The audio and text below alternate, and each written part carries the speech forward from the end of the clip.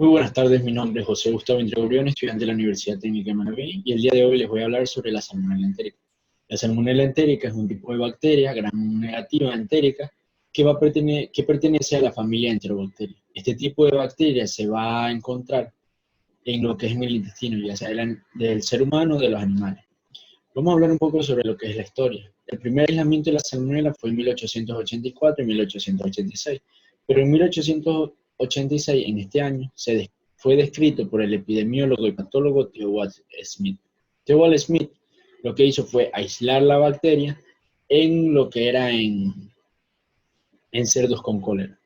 Ahora, el nombre de salmonela no lo lleva en honor a él, sino es que más bien lo lleva en honor a su jefe, el veterinario patólogo Daniel Elmen Salmón, el cual dio origen a esta bacteria.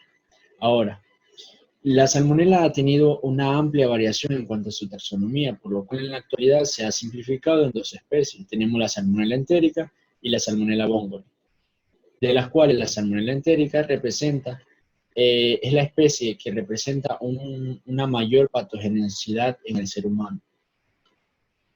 Ahora, en cuanto a su forma. En cuanto a su forma, son bacilos gram negativos, anaeróbico facultativo. ¿Qué quiere decir anaeróbico facultativo? Que se pueden desarrollar tanto en presencia como en ausencia de oxígeno. Van a estar no esporulados y generalmente presentan flagelos perítricos que le van a permitir su movilidad y se van a desarrollar muy rápido. En estas imágenes microscópicas podemos observar las salmonelas que van a tener formas de bastoncillo y van a estar unidas entre sí. En cuanto a su tinción, esta se va a teñir con tinción de grano y vamos a tener una coloración ya sea roja o rosa. En esta imagen de acá podemos también observar los flagelos perítricos que van a permitir la movilidad de la salmonela, como lo había dicho anteriormente.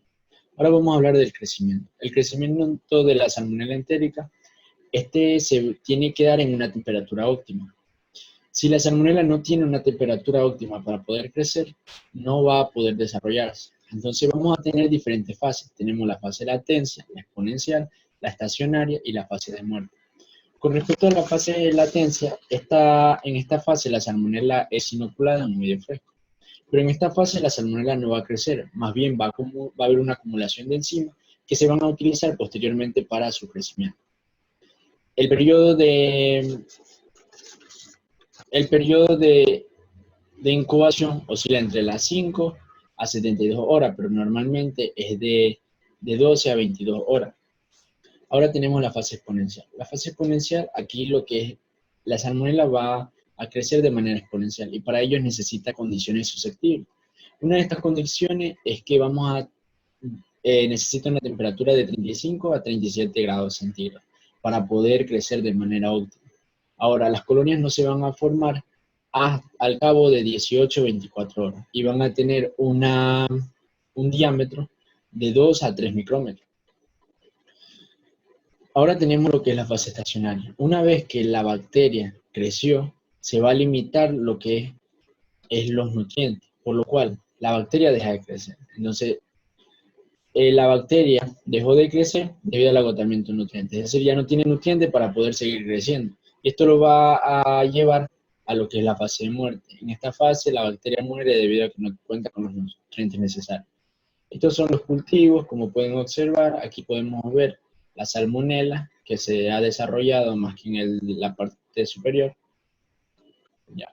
Ahora, en esta imagen podemos ver el crecimiento. Como había dicho anteriormente, la fase de latencia exponencial, la estacionaria y la muerte celular. En esta fase de latencia es donde la bacteria no crece, más bien crea lo que es acumulación de enzimas para posteriormente en la fase exponencial crecer, y así en la fase de estacionaria ya deja de crecer debido al agotamiento de nutrientes. Y por último lo va a conducir a la muerte celular. Ahora, ¿dónde se encuentra? La salmonela se encuentra ampliamente distribuida en lo que es la naturaleza, en aguas contaminadas, huevos, carne, vegetales. Incluso se puede adquirir tras la manipulación de mascotas caseras. Incluso puede estar en animales reptiles, etc. También el medio de entrada del organismo.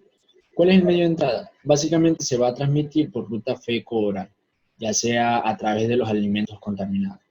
Ahora, debemos de tener en cuenta que la bacteria es capaz de sobrevivir al ácido del estómago y a la osmolaridad, por lo cual, se induce su internalización por las células epiteliales del intestino delgado. Al ingresar a las células epiteliales en el intestino delgado, esta va a resistir a la fagocitosis mediada por los macrófagos y las células dendríticas, por lo cual logra colonizar lo que es el tejido linfoide subyacente, al igual que los ganglios linfáticos mesentéricos. Ahora, ¿dónde causa daño y qué enfermedad causa? La salmonela va a causar daño a nivel intestinal, al invadir las células epiteliales del intestino delgado, por lo cual va a causar enteritis, que básicamente van a ser infecciones a nivel del intestino. Entonces, puede provocar enfermedades como salmonelosis, gastroenteritis aguda, enteritis y enterocolitis. Y sus síntomas varían, pueden ser vómitos, dolor abdominal, diarrea. Ahora, el tratamiento que se suele utilizar para estas enfermedades por lo general son fármacos antimicrobianos, pero en caso del que la salmonela es invasiva, básicamente se utiliza ampicilina, trimethoprim sulfametoxazol, al igual que se utiliza cefalosporina, pero de tercera generación. También debemos de tener en cuenta que la salmonelosis es una de las principales causas a nivel mundial que afecta a muchas personas. También debemos de tener en cuenta que el tipo TIFI de la salmonela entérica puede causar lo que es la fiebre tifoidea.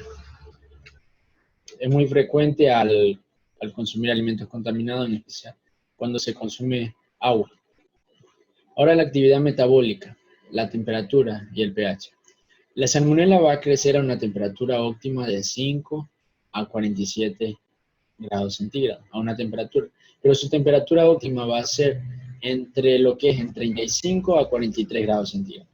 Puede sobrevivir en superficies de cerámicas, vidrios, acero inoxidable, y básicamente es un organismo mesófilo debido a que su temperatura óptima oscila entre los 20 a 45 grados centígrados, siendo su temperatura normal de 35 a 37 grados centígrados. También tenemos un pH que va en el rango de 3 a 9 y una actividad acuosa o actividad del agua de 0,94 a 0,96. Ahora, ¿cómo se logra su eliminación? Su eliminación se va a lograr tras un proceso denominado pasteurización. La pasteurización ayuda a eliminar lo que es la mayor parte de esta bacteria en varios alimentos, en especial la leche, que se utiliza a temperatura de 72 grados centígrados durante 15 minutos, pero en caso de los huevos se utiliza a temperaturas más bajas, es decir, a una temperatura de 64 a 65 grados centígrados de 2 a 4 minutos. En caso de infección en el ser humano, en infecciones del ser humano normalmente se logra su eliminación mediante fármacos antimicrobianos. Muchas gracias.